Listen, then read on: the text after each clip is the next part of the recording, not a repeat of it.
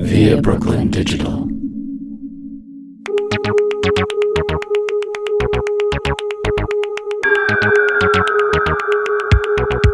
Hello, and welcome to another Still the Podcast film review episode. In addition to our regular episodes, we are bringing you book and film reviews that delve into issues that relate to female-identifying artists in the arts and entertainment industry.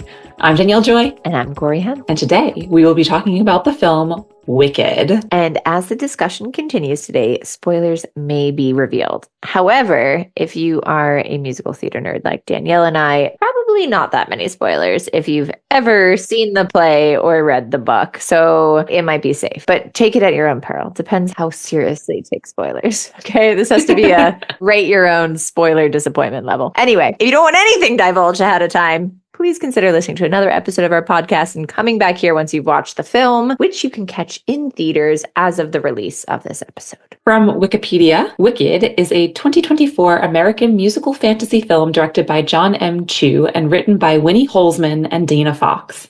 It is the first of a two-part film adaptation of the stage musical Wicked by Stephen Schwartz and Holzman, loosely based on the 1995 novel by Gregory Maguire. And just a reminder for our new listeners that in this podcast, we use the term female identifying. However, sometimes we do just say the word women, by which we mean it inclusively as anyone who identifies as female. We will continue to do our best throughout this podcast series to use the proper terminology and educate ourselves as preferred syntax continues to evolve. Let's talk about why we chose this film. Cori, thoughts? Oh, I was going to throw it back to you because it usually goes to me first. Because you were the one who picked it. I did, didn't I? Yes. I think the only one I've picked so far is the Woman of the Hour, but I think you also went first for that one. Whoever picked it should talk first. Oh, I see. Okay. We should make this rule. Absolutely. Well, no, I'm happy to talk about it. On a purely superficial level, we had considered some lovely movies which are a bit older in terms of release date, but we knew that this has been highly anticipated. We knew the musical theater world was itching for it to come out for years. And so we wanted to discuss it ASAP. Because first of all, we were so excited about this and so excited to see it and so excited that it was finally coming out and all the media and press that's been about it. That's just a superficial theater nerd level. On a deeper level, I really wanted to see how they were portraying the female friendships, this idea of inclusivity, about people having friendships who come from different walks of life, who are different personalities, different backgrounds, and what kind of angle they would take with that. And of course, there's going to be a lot of comparison to both the book and the show. But yeah, that's my reasoning behind it. Did you have anything you wanted to add as to why you agreed that we should watch this movie the day it came out and then talk about it within 24 hours? Well, purely selfish reasons was I was going to see the movie anyway. So why not have a great excuse and say, hey, I'm discussing it on my podcast. I have to go opening day. Yeah. I was like, I gotta go. This is a work assignment, everybody. Work. This was for work, clearly. Yeah, so purely selfish reasons was I was going to see it anyway. Why not talk about it on the podcast? And I wanted to go opening weekend, so...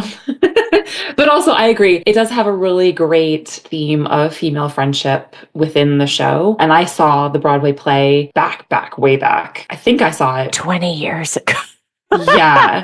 I was sitting there being like, whoa. I should go find my playbill, but I'm pretty sure I saw it with Idina Menzel and Kristen Chenoweth as the leads. So that's how far back. So like the OG.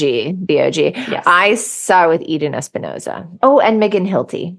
Who did it? Oh, I love it. Yeah, so that was the version I saw. So you did see the play. Have you read the book? I haven't read the book. I'm going to be honest. I did have it at a certain point in time, but I have so many books that I've always wanted to read. And I felt like I had seen the show. I know it's not the same. I know true loyalists who, when it's a book first before the show or the film, say read the book, but I haven't read it. My apologies about that. I can't compare it to the book today. I didn't know about the book until after I saw the play, and I have the book somewhere. Yeah, and I remember starting to read it. I don't know if I ever finished it, but now I want to go find it and read it. What were the differences? Because it felt very close to the play to me. So not having read the book, but I will say... But what I've heard from other musical theater nerds and readers of the book and the reviewers, and I even noticed this while watching the film, because now I'm going off a tangent. I didn't realize that it was a two-parter until I sat down in the theater. Me and either. It said Wicked Part 1. I think they purposely didn't advertise that for some reason. So that was not clear till my butt was in the theater seat. And then I realized as we were watching it, they did a ton of world building, which people, when I was doing the research online, they said that's more true to the book, to the Aussian world and this kind of fantastical world building that people like in fantasy novels. So I was told that the nods to that in the movie were towards the book. There's also obviously a commercial aspect where if they make 2 of these, that means double the money. And I do, from a film perspective, I felt like, yes, you could have cut out some of the world building to make it a 1 film instead of 2 film situation. But people were arguing that that was an ode to the book and an ode to the world building and to the fans and really creating this fantastical world. And I totally understood. I was like, if you have the budget, go for it. Why not? Yeah. Why not just... People are going to see it. And I've heard a lot of the sets, it wasn't even CGI. They built those sets for the film. They would have had to because she's green. A crazy amount of sets. Yeah, that's a good point. And kudos. Jesus. Kudos. Kudos. That's a very Aussian way to say it. Oh, Kudos. Yeah, I sound like I'm Galinda here. But another interesting part was that Cynthia Erivo did a lot of her own stunts, which they said was very important to the film. So she was acting and singing and doing these amazing stunts and truly was, that makes you kind of like a quadruple threat. If you're dancing and singing and acting and doing stunts. So yes, a quadruple threat here. But yeah, I think that was also part of the magical part of it, was this world building, was this adherence to the book, which came before the Broadway show, and that they got an amazing actor who could do all of that. So the movie opened up and the title came on screen and I just glanced because I was like, whatever, it says Wicked. And the friend I was with turned to me and she said, Part 1. And then the title was gone. So I didn't even see it. I was like, what do you mean Part 1? And then I thought, oh, maybe they're doing like a Tarantino type thing where like this is part 1 of the movie. There'll be an intermission like in the show, and then we'll have part 2. And of course, that was not the case.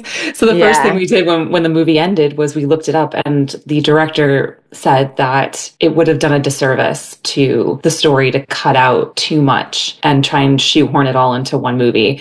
And I was like, listen, Gone with the Wind is 4 hours long. I would have happily watched a 4-hour Wicked movie, 5-hour Wicked movie. I would have been fine with that. Put a little intermission. Has it all been shot at once and they're just now working on post and going to put it out next year? Or is it going to be like 3 years down the line because they're shooting it all? That's a good question, because it just feels like they would shoot at least some of it, because if you're in a location, you might as well get all the scenes you need for that location while you're there, and then they can strip the set. So I wonder if part of it has been filmed, if not all of it. Yeah, I wonder. I don't know. I haven't read anything about that. But I also did read that and see that Cynthia did all of her own stunts, and I was super impressed. And she talked about how she was in a corset and she was in a harness and she's flinging herself around the stage and singing at the same time. And she's like, I had to learn how to breathe differently in order to sing. And yeah, you said quadruple threat, but she's also doing a completely different accent. She's I've heard British. She's British, right? So she's like a quintuplet threat.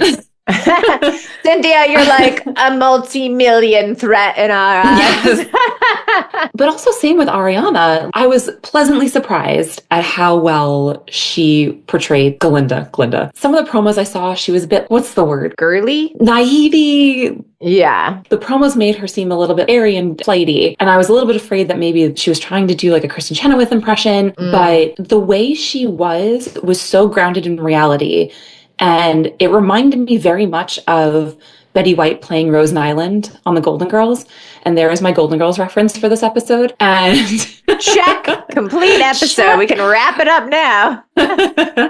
But it reminded me of just believing every single moment of what's happening, and super impressed by it. And then similarly with Cynthia, where I've seen a bunch of the press for the press tour again, and she has this British accent and she talks very eloquently and very womanly and poised. And in the film, both of them, I believed as these wide-eyed teenagers going off into the world for the first time, and it felt completely different. They transformed themselves for these characters. For the characters, yeah. I was so happy, because seeing the musical on stage, you don't get this up close and personal, and you hear it in the voices sometimes, but you just have this leap of faith, this suspension of disbelief when you see the musical on stage where you're like, these are teenagers, whatever. But to see it up close and personal with the real emotion like that, it was amazing what they did with these characters. Yeah, no, I mean, the acting and the singing was phenomenal. I guess I just always thought of Ariana Grande as a singer, and I didn't realize she had an acting background as well. Yeah. But I will say, this is something I wanted to chat about, was the presser. I mean, and they've been doing so much press. They've been doing such a good job of advertising this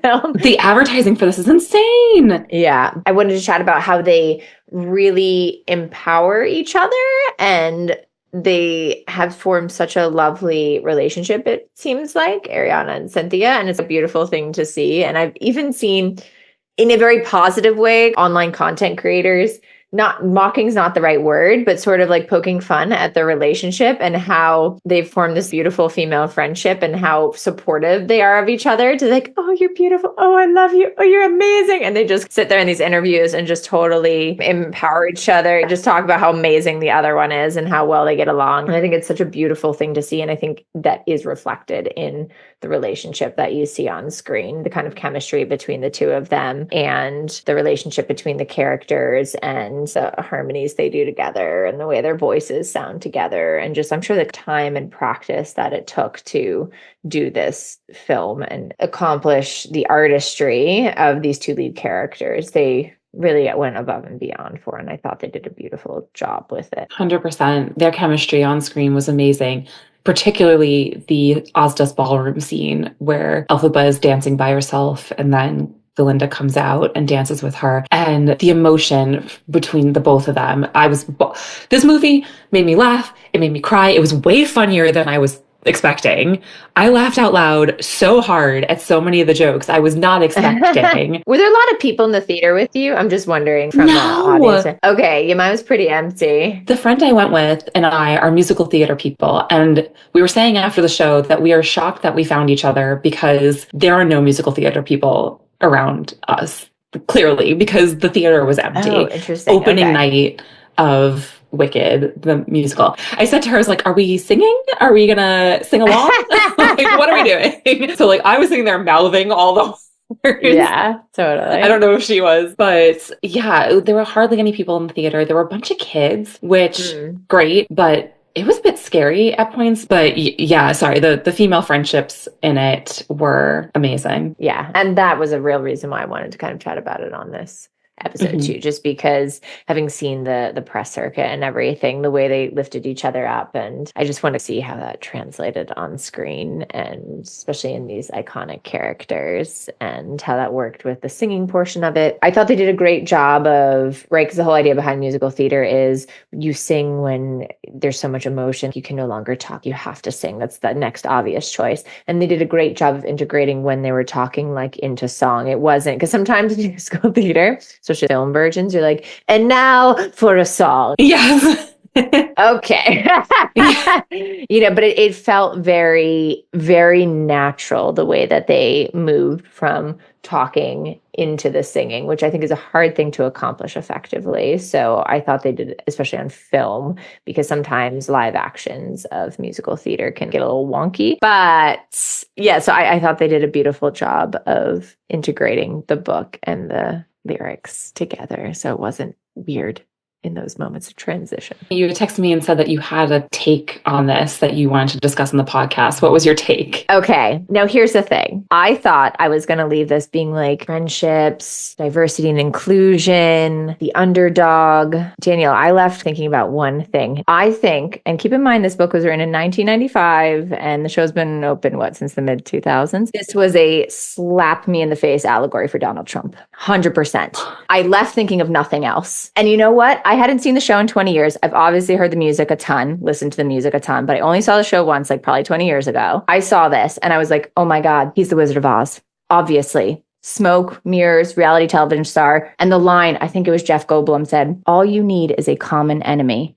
The animals, I totally forgot about the animal plot line. How the animals, I forgot about the animal plot line too. and they're rounding them up and that they're dangerous and that, oh, we have to put them in cages. It doesn't have to be Donald Trump. Just Donald Trump fits this to a T, in my opinion. But I was like, holy crap. And I haven't, like, I've listened to the music, but I totally forgot about the animal plot line and the caging of them. Right. And so Elphaba, everyone's saying, oh, just let it go. And that's like interesting, the Glinda character, because I understand she's saying, I support you, even though you're choosing something else. But what's Glinda doing here? She's not innocent here. She's one of the people who kind of silently stands by while these things are happening. And she wishes her friend well. But Elphaba's like one of the only characters, and was it Firo too, I guess, who comes and says like, guys, aren't we going to do something? Especially the scene, right, where they had the little cub, all of this. And I was like, she's the one who's not standing by and letting this Wizard of Oz come through and dictate these horrendous policies and brainwashing everybody. And she's going to go off on her own and try and take a stand when everyone else is just kind of going along with it because they're being told to. And this was filmed 2 years, right? It had to have started pre-pro like 2 or 3 years ago, before we even knew that he had the Republican nomination, before we even knew he won the election, before he stormed back to power. So clearly this wasn't created about him, but it felt like a slap in the face, like all the lines, all the allegories, all the imagery. I was like, my God, if this isn't a warning about what we're in America right now. Art imitates life imitates art type deal. And then also, we're doomed to repeat our mistakes if we don't learn from it. And yes, the line about the history class. Yes. And about the past. Yes. Why do we need to learn history? Well, because we can't forget about the mistakes of the past, or we're doomed to repeat them. And I was like, my God, wicked. Yes. Yeah, I forgot about that line too. And then what you said about Glinda standing by, I mean, obviously part one, it's harder to see, but having watched the musical before, we know that she stays behind to help the cause in her own way. She wasn't the rebel.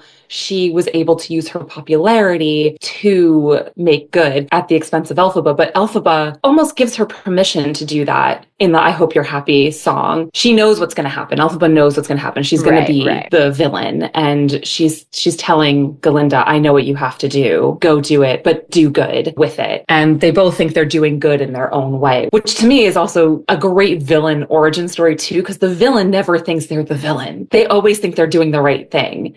And this is a classic case of us being able to see behind the scenes of how a villain can be created. It's not that they're just born evil. It's society. Right. And that's the whole opening scene, right? Oh, is she always evil? And say, oh, well, everyone has a past. And that's the whole point of why Wicked was written, right? It's like the origin story. Just like any Marvel film or DC film, what's the origin, or Star Wars, what's the origin story of the villain, right? And so we're giving a different perspective on the Wicked Witch of the West and how she's been portrayed for decades in the arts and media and everything. And so obviously that's the whole point behind it. But yeah, I think I was just expecting something different. And for some reason, maybe it's just because it's fresh on the brain and, there's a lot of uncertainty right now, but it just felt like, oh my God. Yeah, I was not thinking that deeply. I was enjoying my musical theater experience. My musical theater lads and singing along. Yeah, I was just enjoying myself singing the songs and laughing at all the jokes. My favorite joke, oh my God, when Glinda was taking Fio around on a tour in the library, she says, this is where the books are. We have a lot of rare books around somewhere. Some medium rare too. I laughed so loud at the medium rare joke. I just wasn't expecting it. And she didn't even look like she was thinking. The next words that came out was so unexpected. It was just, I just laughed so hard at that joke. And Fiyero, my friend and I were like, we've never seen Fiyero before. Who is this guy? And so we're looking him up in the theater after the show is done. He's the older brother on Bridgerton. He's been in. Yeah, I saw that. I was like, what? Oh, really? Who? You didn't get I was like, are you? It's very similarly cast. Yeah. Again, the transformation.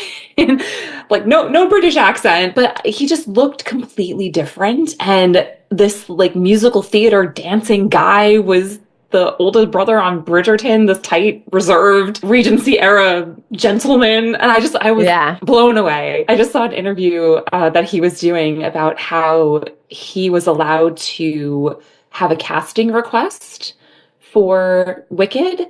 So he requested someone to be in the cast.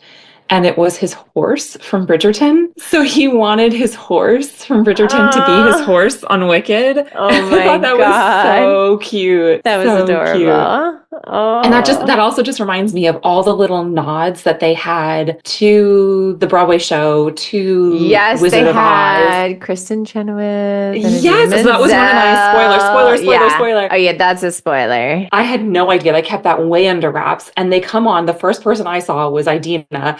And at the same time, my friend and I grabbed each other's hands and we were like, because we didn't know. You had to. We had no idea. God. It's like a passing of a torch. I love that as a female support thing too. Like, these were ours and now we're passing them on to Cynthia. And Idina sings Ariana. her like iconic riff at one point. And they both get to sing, Idina and Kristen get to sing part of One Short Day that I think the other two were supposed to sing, but they gave those lines to them, which I thought was really cool. And then the announcer gentleman that was announcing them coming out was also part of the cast of the original play. I think he was like a replacement Fiyero or something. And then Stephen Schwartz had a cameo as the castle guard. I'm glad you caught that. I wouldn't know. Well, we looked it all up afterwards. I was like, who else is in the this? insight. Yeah. And there were a couple other little cameos too, but there were like little nods here and there. So Fiero's horse was blue, which is a nod to the horse of a different color from Wizard of Oz. Oh. You remember that scene when they walk into Emerald City? They're like, now that's a horse of a different color. So Fiero's horse was blue. You don't see very many horses in the show. Yeah. And his horse was blue. What were a couple of other things that I remember? Do you remember anything? Oh, and during the song Popular, she pulls out the ruby slippers, that foreshadowing that we'll see those later. Yeah. What else was there? I can't remember, but there were so many. If we think of more. I mean, everything was so specific in how it was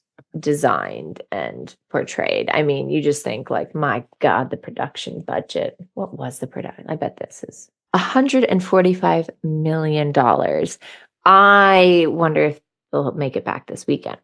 I wonder how big of a box office grosser this is going to be. Yeah, I mean, you'd think a lot of the musical theater buffs are going. Again, my personal experience was a very empty theater, but I live in a not a very but I was like town. At 1 p.m. Yeah, well, I went on 8 o'clock on a Friday night of opening weekend.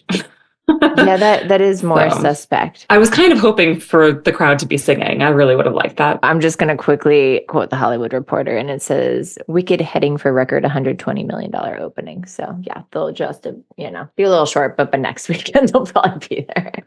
And it has a budget for the second one is $165 million. So that must mean that they already have started on it. Has Wicked 2 been filmed? See, everyone's wondering these questions, Danielle. We're just answering it for them. A whole year. November 2025. Oh, that's the release date for part 2. Yeah, sorry, I knew that. Oh, okay. I didn't know. I was like, is it 3 years? Is it 5? Like, who knows? I didn't know if it had already been filmed or not. So yeah. I thought that's what you were looking up, not the release date. But I was going to say, I literally was just about to say, at least we have another planned episode, which will be in a year from now. I look forward to Wicked Part 2. No, and I am very much looking forward to. I mean, I think I came out of it and I texted you and I texted Ian and I was just like, it was totally epic. I mean, it's interesting because some of the reviews, like the professional reviewers, have not been as kind to it. We're professional reviewers, Cori. Of course we are. Some of the salaried reviewers, the bigger reviewers. The full-time reviewers have like not been as kind to it, but literally every single theater person that I've chatted to has had nothing but accolades and beautiful things to say about it. Yeah, I mean, it's every theater nerd's dream. It's 3 hours for only half the show, and they thought of every detail, every design element. The CG that they did have was brilliant. The singing, the acting. To me, it's what it was promised to be, for sure. Yes, same. I think we should flip our hair, Cori. Okay, you're not supposed to do. You're supposed to do this. Get the meme going.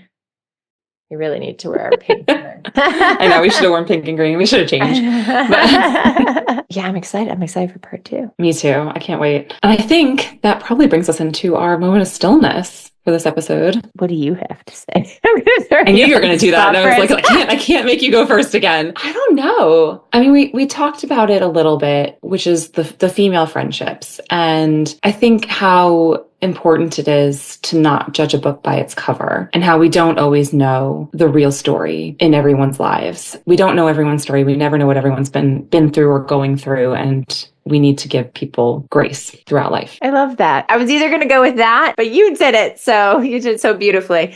So I'm going to go Moment of Stillness. Maybe I took this somewhere where they did not intend. Maybe Hollywood did intend this in a way. I think some of us have been feeling a bit of despair the past couple of weeks. And I know this was created well before all the drama of the past few weeks. But I do feel as though it was almost a little inspirational or hopeful. And maybe that's just the musical theater nerd in me. But this whole idea of, we just don't know. We just don't know what's going to happen coming up. And I think that's a really scary feeling for a lot of people. But when you see this icon that you grew up with, especially if you're in the theater world, just do this beautifully inspiring. And oh my God, Cynthia and Ariana were just beautiful in this like inspiring version of saying, you know what, this just isn't right. And I'm just going to take a stand and do what needs to be done. I think a lot of people are just very tired. I don't know. I just feel tired. I think the first time around we felt very, gung ho. And I think it was just very inspirational to see this and be like, yeah, no, we do need to pay attention to what's going on right now. And, we don't know what's going to happen, and we can't just idly stand by. We can't be the people to idly stand by, and we don't know what that's going to look like. And I know we're tired,